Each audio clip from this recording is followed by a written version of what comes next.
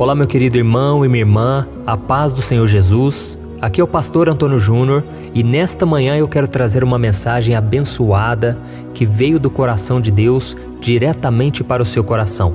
O meu objetivo hoje é fazer com que você reflita a respeito do que você está fazendo com a sua vida, a vida que o Senhor te deu. E ao final, eu quero orar por você, eu quero orar pela sua família, para que você tenha um dia abençoado na presença do Senhor. Mas antes disso, já deixa aqui o seu like, se inscreva no meu canal e ative o sininho para você ser avisado pelo YouTube assim que eu postar o próximo vídeo. Eu gostaria de começar essa mensagem te fazendo uma pergunta. Como você tem usado o tempo que Deus te deu para viver aqui na Terra? Você dedica parte do seu dia para cumprir o chamado, a missão que Ele dedicou a você? Ou você ainda acha que tem muito tempo para isso e por isso você prefere aproveitar as coisas que a sua juventude, o seu tempo de adolescente ou até mesmo de adulto ainda tem para te oferecer? Infelizmente, eu sei que a maioria das pessoas escolhe essa segunda opção. As pessoas acham que elas nunca vão morrer, elas acham que vai ser somente de velhice e que elas sempre têm algo mais importante do que colocar Deus em primeiro lugar, do que buscar a Deus hoje. Mas deixa eu te perguntar uma coisa. E se Deus te dissesse que amanhã seria o último dia da sua vida aqui na Terra? Você iria continuar vivendo da mesma forma? Para você refletir melhor sobre esse assunto, eu quero te contar uma história que está no Novo Testamento, no livro de Atos, em que nós lemos a respeito de um jovem chamado Estevão.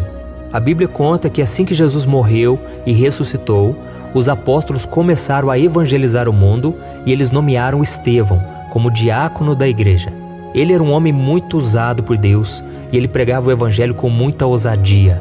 No entanto, os líderes religiosos daquela época, eles estavam furiosos com todos aqueles que insistiam em falar de Jesus e daquilo que ele podia fazer na vida das pessoas.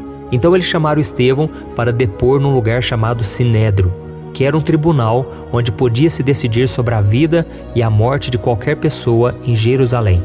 E aquele homem, que na verdade era jovem, ele podia ter evitado a perseguição contra ele, porque ele tinha uma vida inteira pela frente.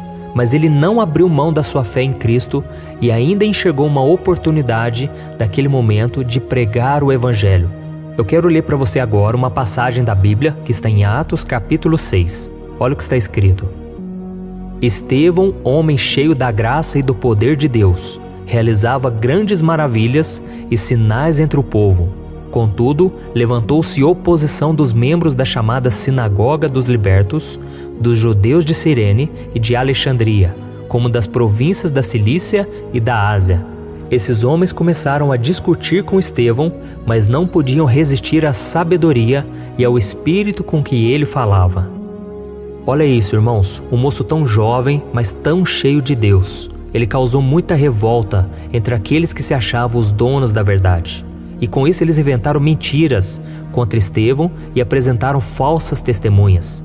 E quando perguntaram a Estevão se as acusações eram falsas, ele não se defendeu, mas ele mostrou nas Escrituras que todos ali eram rebeldes e desobedientes a Deus, porque eles haviam matado o Salvador, Jesus Cristo, assim como seus antepassados mataram os profetas que anunciaram a sua vinda. Depois você lê na sua Bíblia como que foi esse discurso de Estevão. E naquela hora, aqueles homens ficaram com tanta raiva de Estevão, que eles o apedrejaram até a morte, fazendo dele o primeiro mártir da igreja, o primeiro homem que morreu por causa da sua fé em Cristo. E é interessante que enquanto ele estava sendo apedrejado, ele teve uma visão celestial. O céu se abriu e ele viu Jesus à direita do Pai, e em seguida, depois que ele morreu, as testemunhas ali deixaram suas roupas aos pés de um homem chamado Saulo. Sim, é exatamente quem você está pensando. Esse Saulo é aquele que se tornou o apóstolo Paulo. E com certeza ele foi muito impactado com aquela vida, com aquele jovem que teve aquela visão maravilhosa e que não negou a sua fé. Então saiba de uma coisa, meu querido irmão e minha irmã. Nós não sabemos quanto tempo temos ainda de vida. Nós achamos que se cuidarmos da nossa saúde, nós teremos uma vida saudável para o resto da vida, viveremos muitos anos. Mas nós sabemos também que nem sempre é assim. A vida é imprevisível e nós devemos estar firmes com o Senhor dia após dia, vivendo intensamente, perdoando, amando, valorizando as coisas boas e deixando de lado as coisas fúteis. E é interessante, eu não sei se você já percebeu, mas quando morre uma pessoa jovem, uma pessoa mais nova, nós sempre achamos que ela não conseguiu atingir todo o seu potencial, não é verdade? Isso acontece porque todos nós queremos ter uma vida longa, cheia de sonhos para realizar. E quando alguém parte mais cedo, antes de talvez cumprir todo o seu propósito, nós ficamos tristes e pensamos dessa forma. Mas deixa eu te perguntar uma coisa, quem pode dizer quanto tempo é suficiente? Só Deus sabe disso. Eu não sei quantos anos ainda você e eu viveremos nessa terra, porque nós não decidimos quando será o nosso último dia. Mas todos nós podemos escolher o que nós vamos fazer com esse pequeno intervalo entre o nascimento e a morte. Amém? Por isso reflita numa coisa, você tem desperdiçado o seu tempo com coisas inúteis, ou você tem buscado ser um cristão melhor a cada dia, viver com Jesus, fazer o bem para as pessoas? A escolha está nas suas mãos, então tome a atitude de colocar a sua vida nas mãos do Senhor e diga a Ele que você quer fazer a vontade dEle a partir de hoje. Essa é a melhor decisão que você pode tomar na sua vida. E você que talvez pense assim, pastor, mas eu não sei o que Deus tem para mim, eu não sei qual é o meu chamado. Meu querido, nem todo mundo vai ter chamado para pastor, para evangelista, para missionário, para profeta, nem todo mundo. Algumas pessoas serão chamadas para ser donas de casa, para serem empresários, para serem banqueiros, para trabalharem com posto de gasolina, qualquer outra coisa, para trabalhar na rua como gari. Tem pessoas que têm o chamado de ser anônimos, nunca irão aparecer, mas durante a sua vida elas cumprem o propósito de Deus. Nós vemos um exemplo muito clássico da Bíblia, quando um menino no meio da multidão, ele ofereceu 5 pães e 2 peixes, e Jesus pegou aquele pouco que aquele menino tinha, e ele multiplicou, e alimentou uma multidão com mais de 5.000 pessoas. Então Deus fez um milagre através do pouco, e Deus pode te usar também através de pequenas atitudes, mas feitas com grande amor. Amém? Eu não sei o que Deus tem para sua vida, mas eu sei que você pode viver para servir as pessoas. Porque se você quiser agradar a Deus, você tem também que amar ao próximo. Esses são os 2 maiores mandamentos.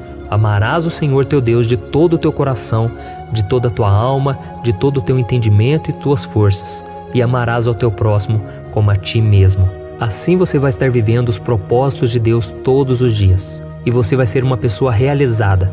Porque eu não conheço ninguém que tenha se dedicado a servir ao próximo, que tenha se preocupado com os problemas dos outros, mais do que os seus, que seja uma pessoa infeliz, uma pessoa sem propósito. Pelo contrário, essas pessoas são as mais alegres, porque elas não desperdiçam o seu tempo com coisas fúteis. Pelo contrário, elas fazem algo que reflete por toda a eternidade. E Deus então preenche elas com a paz. Quando você derrama amor, você dá carinho, atenção, você faz a obra, você não tem tempo para perder com coisas pequenas. E a Bíblia diz no livro de Provérbios, o que dá alívio aos outros, alívio receberá, o generoso prosperará. Então tenha esse propósito a partir de hoje. Sirva a Deus nos pequenos detalhes, na sua empresa, na sua família, no seu casamento, na roda de amigos. Seja um exemplo vivo de quem Deus é, daquilo que Ele tem feito na sua vida, tá bom? Seja um exemplo verdadeiro de um cristão e você vai ver que a sua satisfação vai estar nas coisas do alto, nas coisas eternas. Amém?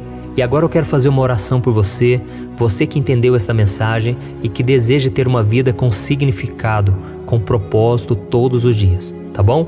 Vamos orar, se você puder, feche os seus olhos e nós vamos clamar a presença de Deus agora. Senhor, meu Deus e meu Pai, eu me coloco na Tua presença neste dia para Te agradecer, meu Deus, primeiramente pela vida desse irmão e dessa irmã que está aqui orando junto comigo nesse momento. Senhor, se nós estamos aqui respirando com saúde, é porque o Senhor ainda tem uma obra na nossa vida. Que o Senhor, meu Pai, venha mostrar a nós que os problemas de hoje, eles são passageiros e que existe uma eternidade nos esperando, que nós não podemos desistir antes da hora. Nós não podemos nos abater por coisas pequenas, porque aquilo que o Senhor tem para nós é muito melhor do que aquilo que já vimos um dia, do que aquilo que já brotou no nosso coração. Meu Deus, a Tua palavra diz que os Teus pensamentos são muito mais elevados que os nossos. Então nos ajude, Senhor, a entender os Teus propósitos, entender o que o Senhor tem para nós, as lições que devemos aprender nos desertos. Senhor, nos ajude a completar a carreira cheio de fé, de esperança, com fidelidade ao Senhor. Por isso, meu Pai, nos abençoe, Senhor. Abençoe a nossa vida por completo, em todas as áreas. Que nós, meu Pai, possamos viver o Evangelho puro e simples de Jesus. Que não sejamos levados, Pai, por pensamentos errados, por caminhos que não levam à salvação. Que nós possamos caminhar com pessoas de Deus, pessoas que têm o mesmo propósito que nós. Livra-nos, Senhor, das pessoas más, mal intencionadas, pessoas que não se alegram com as nossas conquistas, pessoas que não se entristecem com a nossa dor. Nos ajude, Senhor, a vivermos a vida da maneira que te agrada, porque nós preferimos, meu Pai, viver a santidade, viver na Tua presença, do que curtir poucos momentos rasos, superficiais, passageiros deste mundo, que não levam a nada. Por isso, meu Pai, eu clamo por esse irmão e essa irmã que hoje está desviado, que hoje está longe do Senhor, mas a partir de agora está assumindo um compromisso contigo. Essa pessoa não quer mais, Senhor, viver uma vida vazia, uma vida cheia de tristezas, lamentações, porque não está cumprindo o propósito que o Senhor determinou para ela. Oh, meu Pai, que essa pessoa não venha deixar para depois, porque é o Senhor quem muda a nossa vida.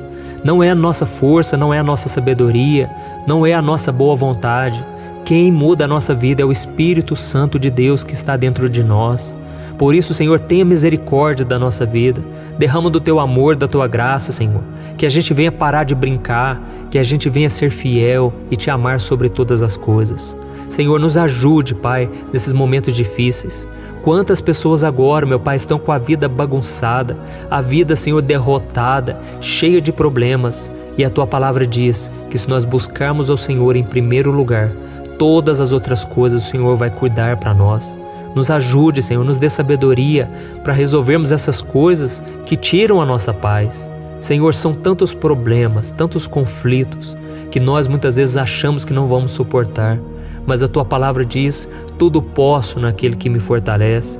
Então nos ajude, Senhor, nos capacite, resolva as pendências da nossa vida. Que a Tua palavra, Senhor, seja lâmpada para os nossos pés, luz para os nossos caminhos. Que o Senhor nos dê sabedoria, inteligência, que a gente não venha agir como as pessoas que não sabem para onde vão, mas que nós sejamos aqueles que sabem exatamente o que estão fazendo, como estão vivendo e para onde estão indo. Em nome de Jesus, meu Pai, nos dê uma vida com propósito a cada dia e que a gente possa colocar em prática tudo o que temos aprendido com a Tua palavra. Em nome de Jesus que eu oro e já te agradeço. Amém. Glória a Deus.